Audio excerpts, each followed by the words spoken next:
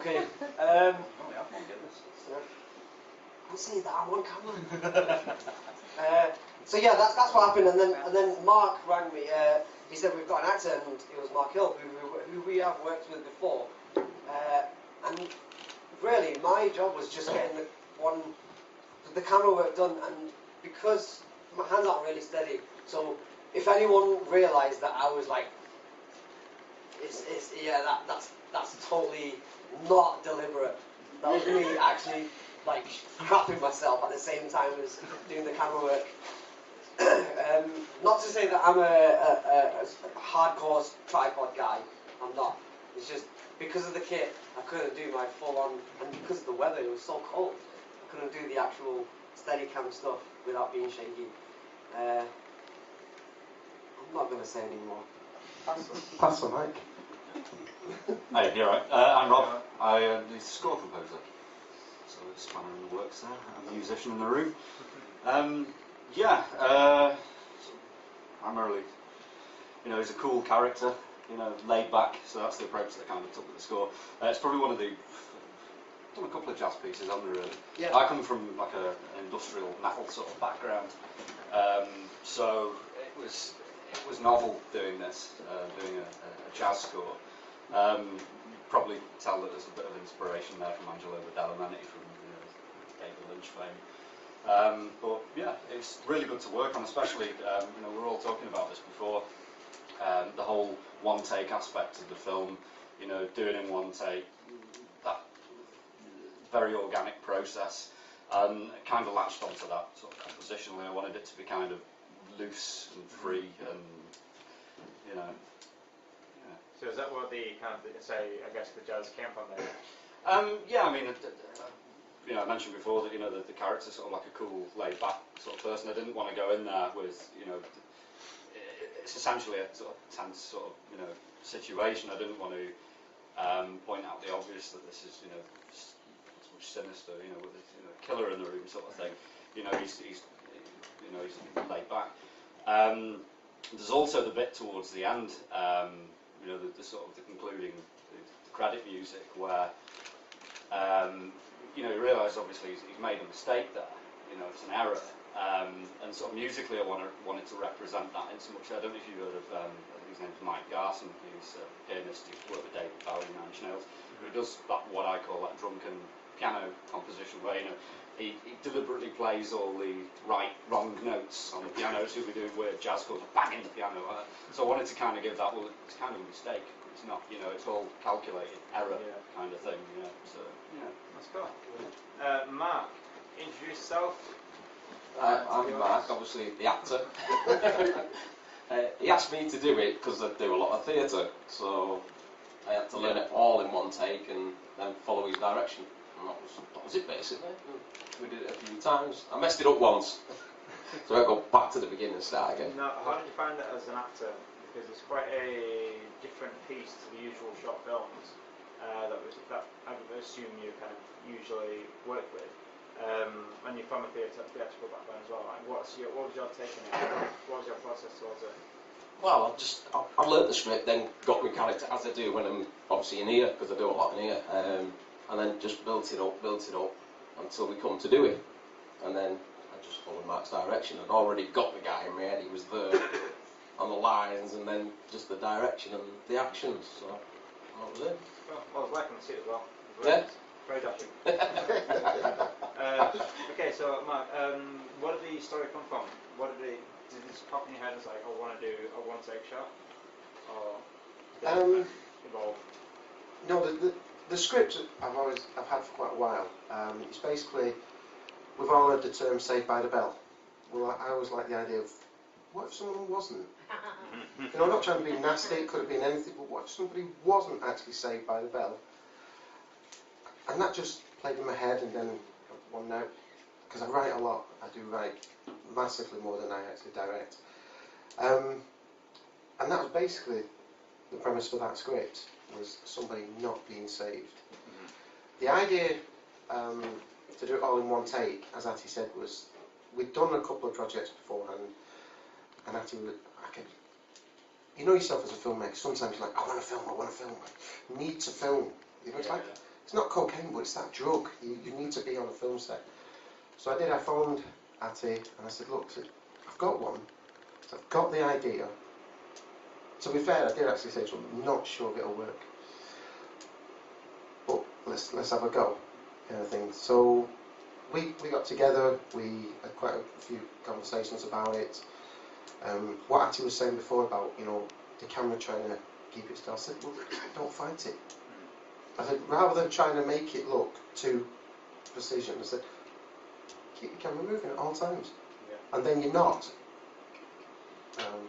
going to fluff, you're not going to make a mistake, because the camera is moving. Mm-hmm. So there is one or two bits where it did get a bit shaky, but it was more, he's got to move. So sometimes the cameraman will, just a bit.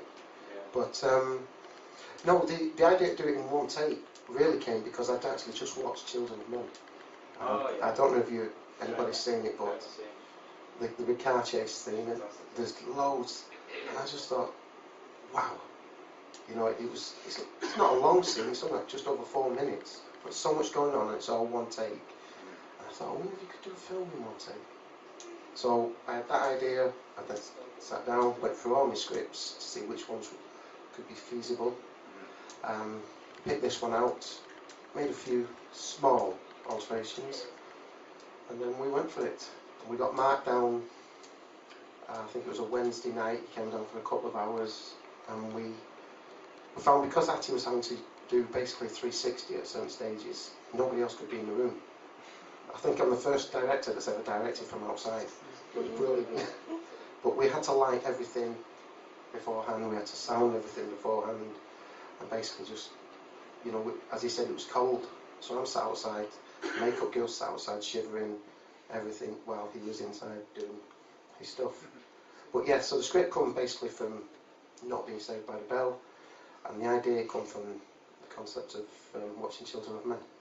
Well, I like how you evolved it, but I really liked Mark's character. I thought he was just a cool dude. I liked his presence as well.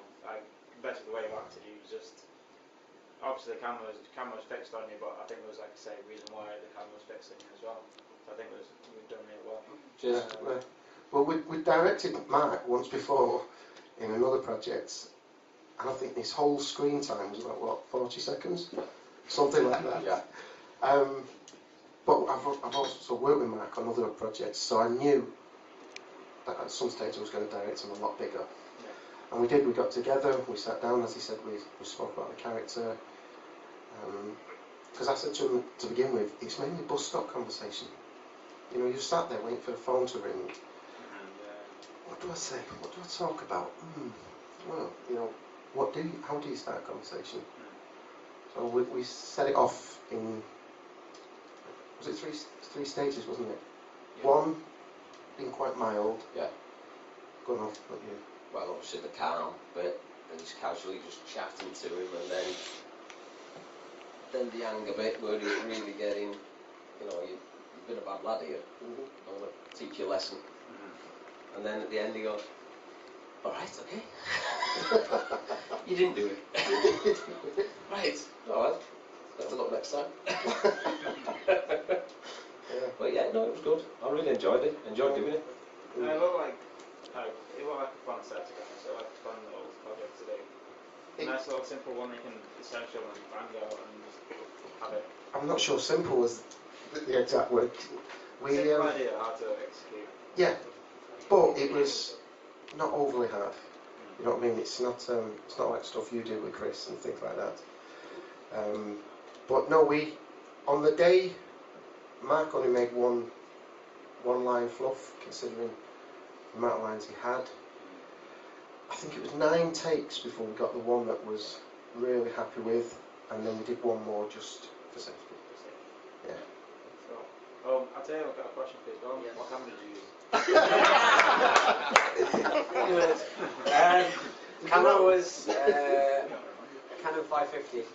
It's my first camera, and I love it to pieces. If it died, I would die. So yeah, Canon 550. That's the one. Any questions from the audience? Do you ever, I would say the tension in that particular short film, and it was great for me to see Mark working on film, because have to say, although Mark is a good actor, I would say film is your forte. Have you ever thought about taking a short and actually developing it into a stage play? Funnily enough, is this directed towards It's me? Gina, yeah, Gina. the director of 3MT. Is it directed towards me though, this question? Anybody, Anybody? the writer probably, really, the writer, I think. Okay, Mark, writer yeah. first. Writer first. I have wrote for theatre. Trying to keep the story evolving all the way through, trying to keep the characters believable. There was lots of little things, because if I read something and I get bored, well, there's no way that an audience is going to sit and watch it, is there? Well, So I was trying. Yeah, I disagree with that. We have quite a lot of theatre that is successful, so I disagree with that. Yeah, but as a piece, what it was, I'd done a film a few years ago, which I'd shown at Kino, called The Bag Lady, and somebody had mentioned that during the Q&A. They said, have you ever thought about making it longer, because it was a good story, but I thought the story had a time limit to it. I tried to make it long, I tried to stretch it out, but it felt as though it was being stretched, and I thought, you know something, no, I'll stick with my films and things like that. I did give that one a go. Maybe in years to come I'll give it another go, but no, I think sometimes you've only got so much, so... If this is any inspiration, Mark actually appeared in a film that's now on Amazon and in the main public domain that actually started out as a multimedia stage play. Dream On? Yeah. Yeah, no. So I think really, you know, sometimes the theatre, the stage in the theatre can be the space where you can develop and explore. True, Rather than very true. worry about getting the plot right for a theatre piece. It is something to think about. Definitely something to think about. Can I add on to that actually? Oh, come on, happy moment. Yeah. I do actually have a script I've written, and it was originally a short film. So this is more of a, if you're interested kind of thing. Okay, it's about do you remember the riots in London? Basically, it's a two-man play. It's a two-man play, and it's this kind of paternal thing about what would you do if it came to your door like these idiots outside who are actually ready for war, and it's about this guy who's ready to protect his family. As I said, I've changed it into a play because I think that is the best way to go for it at the moment. Otherwise, for the film, I think I need a whole house, and I don't want to do that right now. So that's what I'm headed with theatre-wise. Otherwise, it's all film so far. Oh yeah, and if there's any gamers out here, Mark said I've got this good model to use for his costume. It was the Hitman himself from Hitman. The red tie, the suit thing, you know, really cool character. So that was the model for his character, by the way. Because I'm a hardcore gamer, I have to say that. Any more questions? Can I ask you, to the director, which ones are your favorite directors, or if you were inspired by anyone for this special film? That's a tough one, that, because there's a lot of good directors out there, but sometimes they make bad films. I'm more of a particular kind of film person. Yeah, I wouldn't say I really. It's like Spielberg. Everyone goes, wow, but then now and then he'll do Warhorse, and you think, I'm sorry, but that's Lassie. You know, that's what it was. It was Lassie, and I'm thinking, no. So, directors-wise, no, I don't really follow anybody, but I more follow particular films. What about films then? Films, I'm going to go with a couple of big major ones: Shawshank Redemption.